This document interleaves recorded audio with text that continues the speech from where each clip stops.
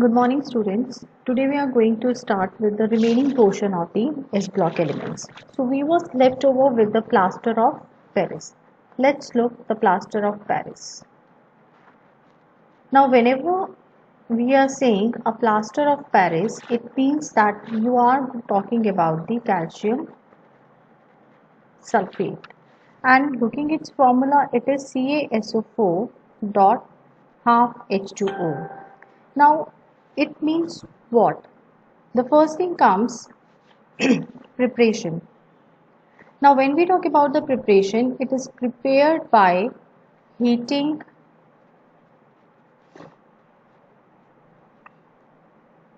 gypsum at 393 Kelvin, means 2CaSO4 dot 2H2O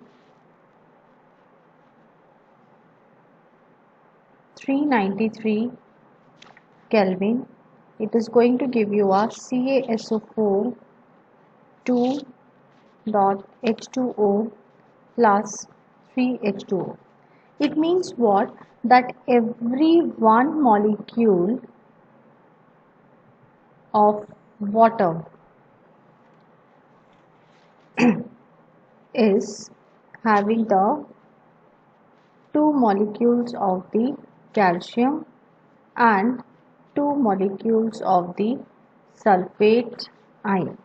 Okay, now the question comes over here that why we are writing the 393 Kelvin over here, and we are saying that the temperature should not exceed the 393 Kelvin.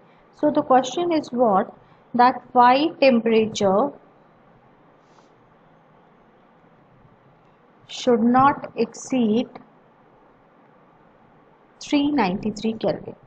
Now look over here in this particular reaction is what?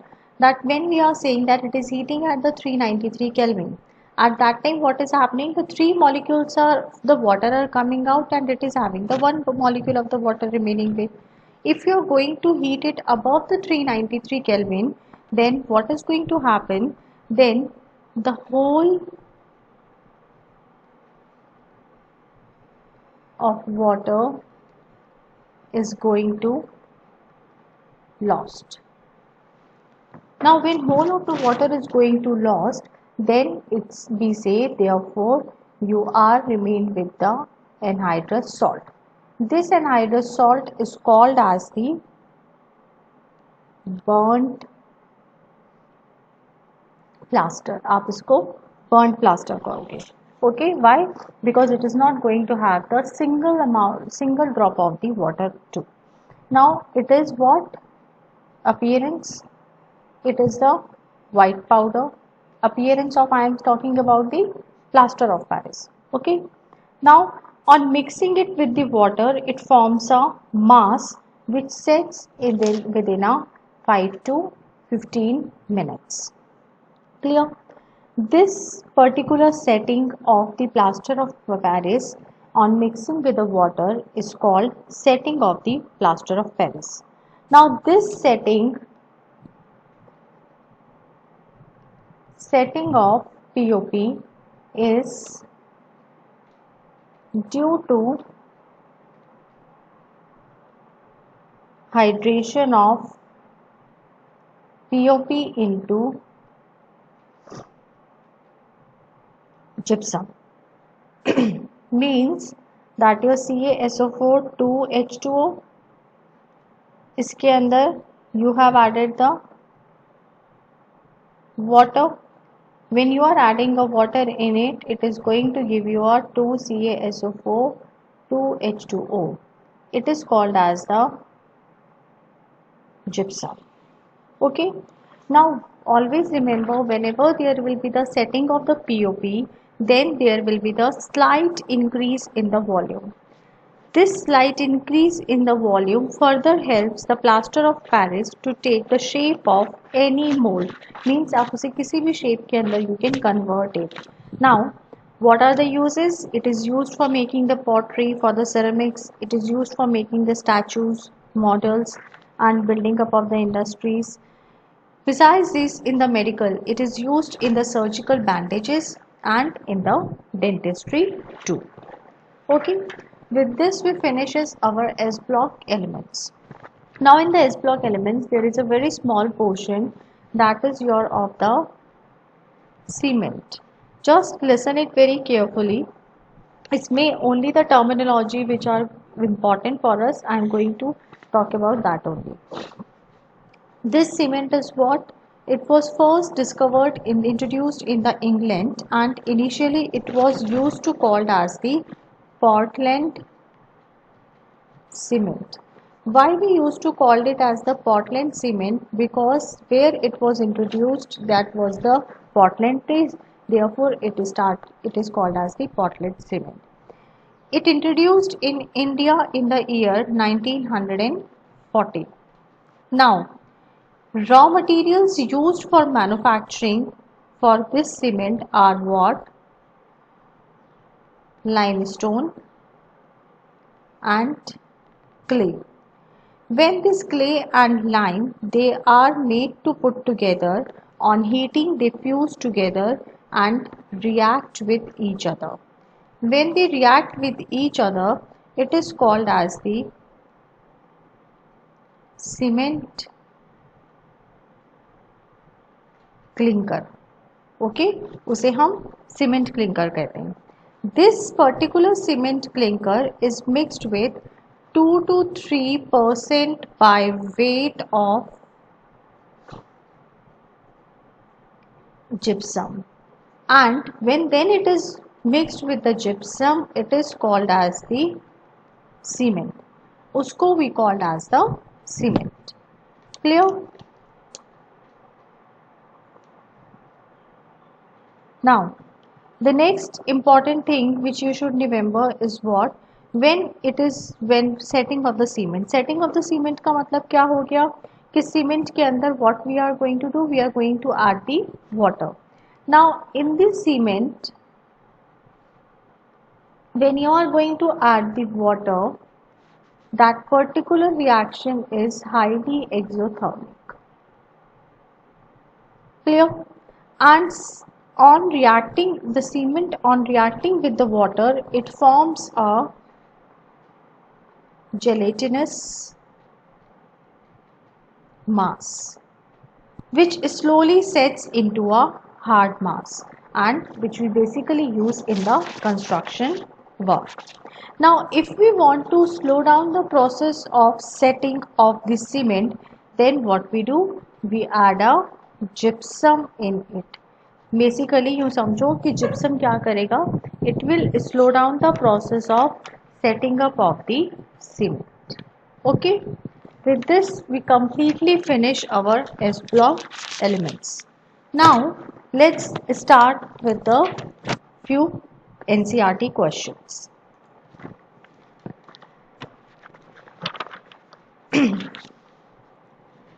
So the very first question, that is your question number 10 point. From one more thing, for your homework you need to do the question 10.1,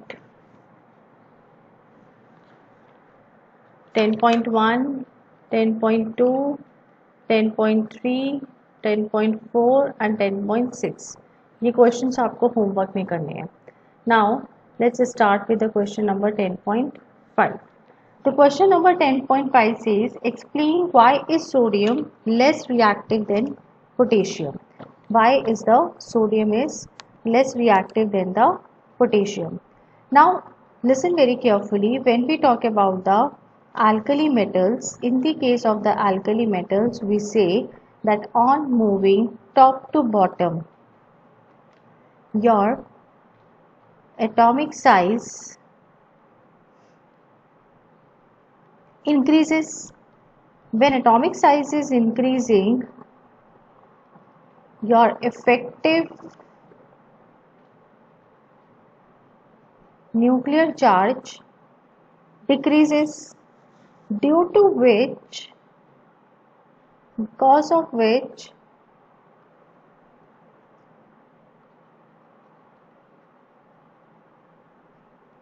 outermost electron in potassium can be lost easily compare to sodium. Okay, वो अपना electron बहुत easily release कर देगा as compared to sodium. Therefore, sodium is going to be less reactive compared to the potassium. Coming to the question number 10.7. In what ways lithium shows similarity to magnesium in its chemical properties?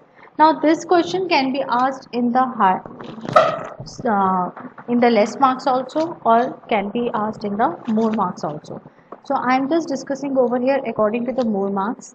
All these reactions, although we have done in the when we was doing the chapter, so you are going to write it in a points. Your first point will be both lithium and magnesium are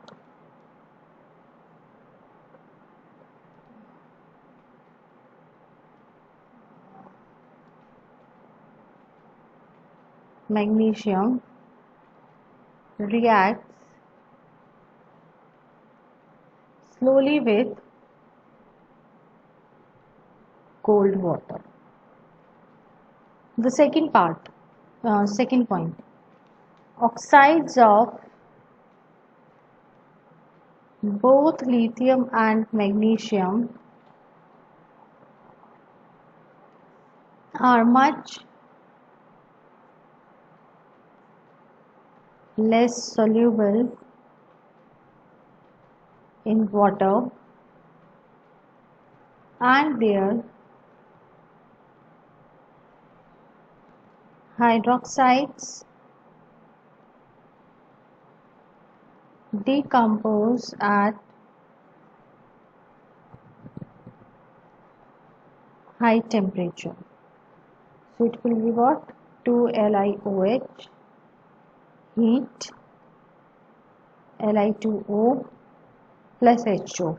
Now whenever this comparison question comes, do not leave the equation over here. You need to show both the elements asked in the question. Okay. Coming to the third point. The third point says both react with nitrogen to form nitrides. Again writing the equation.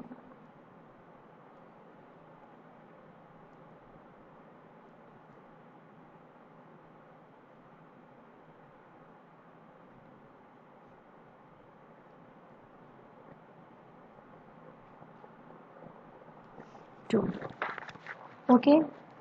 Fourth point, we have already discussed that in the question form that lithium do not form the superoxides or peroxides due to the smaller size. So they both do not form the peroxides or superoxides. Okay. Fifth point, carbonates of both are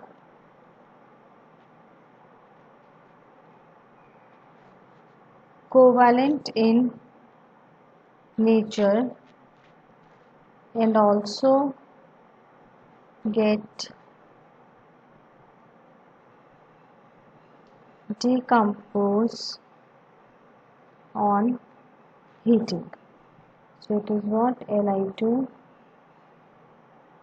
carbonate, CO3 heat, Li2O plus carbon dioxide, and magnesium carbonate on heat, MgO plus CO2. Okay, this much points you need to write down. इसके अलावा you can write down that both lithium chloride and magnesium chloride are deliquescent in nature. Deliquescent in nature means what? They are going to absorb the moisture from the environment and they become the hydrated. Next coming to the question number 10.8. Now coming to the question number 10.8, it says, explain why can alkali and alkaline earth metals cannot be obtained by chemical reduction method. So I am just reminding you that if you remember, we have done that alkali and your alkaline earth metals, they both are what? They are the strong reducing agent. Okay.